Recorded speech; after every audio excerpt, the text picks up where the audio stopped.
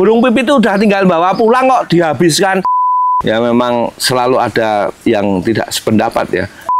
Saya harus membuktikan di depan petani bagaimana biar dia mau menanam tidak takut dengan burung pipit.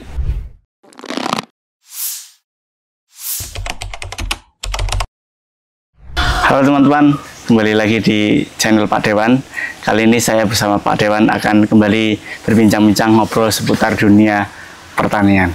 Dan sebagaimana janji kita sebelumnya, kalau kesempatan kali ini kita akan ngobrolin tentang the next hama, yaitu burung pipit. Nah, jadi mungkin bisa diceritakan dulu Pak Dewan, awal-awal pengalaman kenapa kok burung pipit itu dikatakan sebagai hama. Tapi sebelum saya menyampaikan tentang burung pipit, saya ingin menyampaikan tempatnya ini kok bersih banget, enak banget, kayak habis dibersihkan Pak ya. Boleh jadi Pak, karena yo tadi kan juga ada di sama kru bawa sapu, jadi dibersihkan. Kenapa nggak dulu-dulu ya? Kok serengannya itu harus nebut, ada masalah dulu, banyak lemut baru dibersihkan. Mungkin daftar kantor di sini bisa bersih ya. Boleh dicoba Pak. Oke, tentang masalah burung pipit itu, tadinya itu sebetulnya saya tidak berpikir tentang burung pipit ya. Tapi begitu di Galvalum selesai, mereka sudah siap, saya suruh bikin benih. Jawabnya petani itu apa? Kalau panen duluan, nanti akan diserang burung pipit duluan, sehingga dia maunya nunggu teman-temannya. Lah, itu pertama kali saya, ternyata apa ya, hambanya itu tidak ada habisnya gitu loh. Setelah selesai Galvalum, tikus suruh nanam takut dengan burung pipit. Alasannya kalau nanti nanam duluan, paling panen duluan, sehingga burung pipitnya makan di situ semua. Nah, mereka harapannya tetap nanam itu bareng-bareng, sehingga kalau burung pipitnya cari makan roto gitu, nggak punya dia sendiri. Begitu. Jadi mula-mulanya apa? Tadi kan apa dulu itu kan kisahnya nggak mau duluan karena nanti mesti tikus bakal ngumpul di situ. Setelah tikusnya udah Galvalum, ternyata masih ada yang tetap ngumpul di situ duluan gitu Pak. Ya, nanti kalau setelah burung tikusnya sudah nggak ada, dia nanam duluan, dia panen duluan, dia takut dengan diserang burung pipit.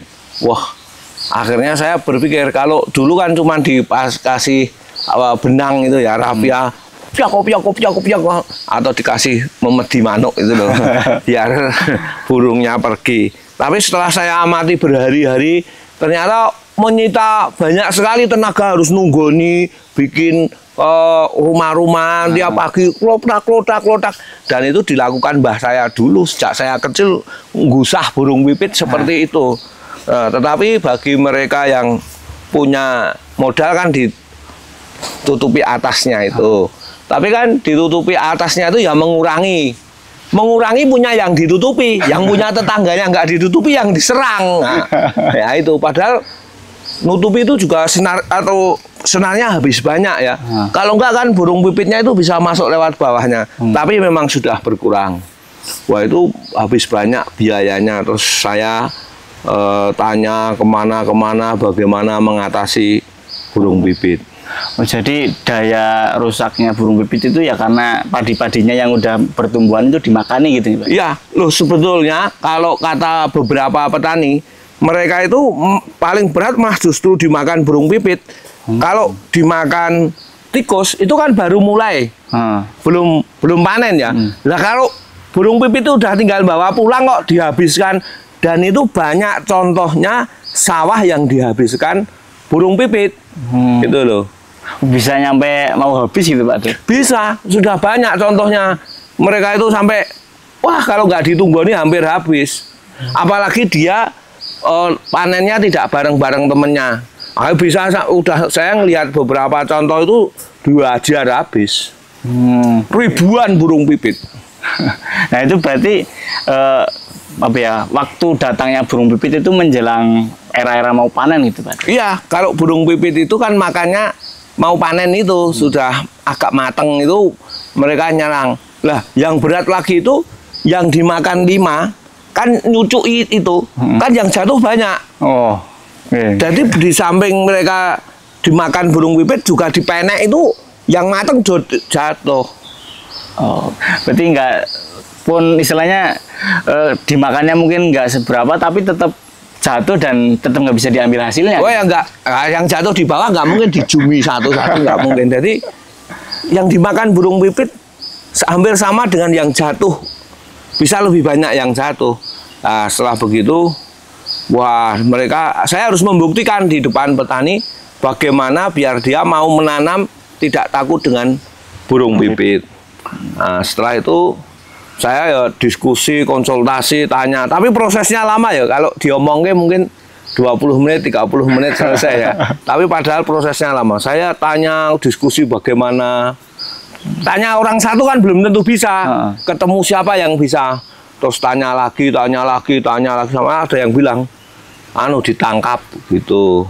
Nah, setelah ditangkap, lain hari saya tanya lagi. Yang bisa nangkap siapa? Wah ya nggak tahu. Karena memang itu bukan dunia saya untuk tentang burung pipit ya. Terus setelah berjalan agak lama nyari di mana-mana gitu. Terus ada yang beritahu di Kulon Progo gitu. Ada orang yang pinternya nangkep burung pipit. Oh berarti kalau di tikus kan Pak Ade sempat berharap kalau ada pemburu tikus yang khusus memburu tikus. Kalau pipit itu sebenarnya udah ada itu gitu? Sudah ada, karena mereka dijual di pasar-pasar. Burung pipit bisa untuk makanan hewan apa atau hewan apa, ada juga yang di tongseng. Tongseng burung pipit ada. Nah setelah itu saya nyari sampai di Kulon Progo. Ketemu orangnya. Waktu itu diberitahu satu orang itu, ketemu orangnya, saya suruh nangkap burung pipit. Dia nggak mau. Alasannya ndak ilmunya orang banyak bisa karena kehidupan saya. Waduh aku ya memang dia jual ilmu nggak mau gitu ya, nggak mau memberi ilmu yang manfaat pada orang lain. Wah lagi saya berpikir terus tanya, terus lama-lama diberitahu ada orang Sayegan, mungkin bisa dilihat di konten YouTube saya di yang dulu-dulu di orang saya ada yang cerita orang Sayegan ada yang pinter nangkap burung pipit. Wah, saya cari orangnya, ketemu. Wah, ini. Nah, setelah ketemu, saya ajak nangkap burung pipit. Oh, dapat berapa waktu nangkap pertanyaan? Puluhan ribu, puluhan ribu, 10.000 lebih, 12.000 ekor lebih. Karena dia memang ahlinya ya. Jadi waktu itu sebelum saya ketemu itu saya sudah mencoba dengan teman saya. Jadi katanya itu dideke gini ya, jaringnya dideke terus ada burung pipit makan dilempar dari jauh, nanti burung pipitnya ini nabrak, blek, temangsang. Tapi yang bukan ahlinya, ayo mah ambruk, ayo banyak sekali gangguannya. Nah, setelah ketemu itu rembukan. Terus ini Pak De, kan saya pernah lihat di kontennya Pak De sebelumnya itu kayak Pak De berharap pipit itu dijadikan sebagai hama. Emangnya sebelumnya nggak dianggap hama apa itu burung pipit itu Pak De? Nggak, dalam aturan di pemerintahan itu burung pipit belum dianggap hama. Jadi waktu saya mengusulkan itu di Pemda itu sebetulnya ada yang menganggap hama, ada yang tidak. Tapi oleh penyayang binatang itu bukan dianggap hama. Sehingga saya pernah dibully ribuan orang. Akhirnya saya berhenti, nggak jadi dianggarkan. Nah, tetapi kembali ke burung pipit tadi setelah saya ngajak ahlinya, wah dia memang pinter banget, pakai alatnya segini tinggi, jaringnya itu di naptol warna hitam sehingga burung pipit itu tidak tahu kalau depannya ada jaringnya. Dilempar gini, wah udah burung pipit terbang temangsang, tinggal ngambil itu. Ya menarik. Untuk lebih itunya ada di konten sebelumnya gitu ya, perjalanan waktu nyari buri bareng pipit itu. Iya, waktu perjalanan saya ini banyak saya terangkan di konten YouTube yang berapa tahun yang lalu bagaimana menangkap burung pipit dan itu berhasil ribuan. Sehingga waktu saya mengusulkan di anggaran disetujui tapi dibully atau tidak disetujui oleh penyayang binatang terus dibatalkan. Oh, jadi kalau waktu tikus mungkin nggak ada yang penyayang tikus gitu, tapi kalau burung pipit ada ya. Ya, tapi waktu saya nangkap tikus itu juga ada penyayang ular. Oh, dia nggak setuju kalau ularnya itu ditangkapi gitu. Kan masuk dalam perang kan. Ya memang selalu ada yang tidak sependapat ya.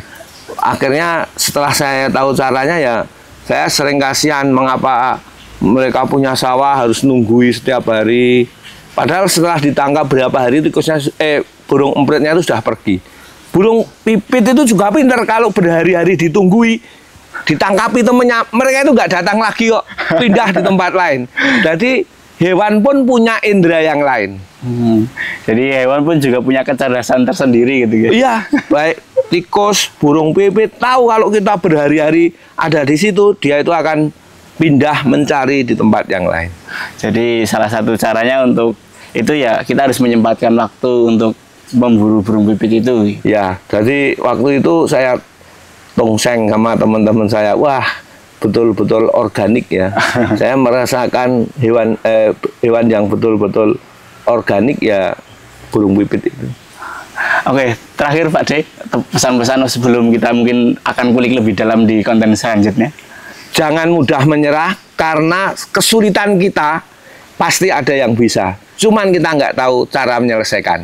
Oke, itu tadi teman-teman sekalian obrolan singkat kita pada kesempatan kali ini. Kalau teman-teman mau bertanya atau mengusulkan atau ya ide apa bisa tulis saja di kolom komentar di bawah. Nanti kita bisa diskusi bareng-bareng. Jadi jangan lupa like, komen, dan subscribe serta nyalakan lonceng notifikasinya agar teman-teman tidak ketinggalan konten menarik dari kita selanjutnya. Dari saya, kurang lebih maaf. See you.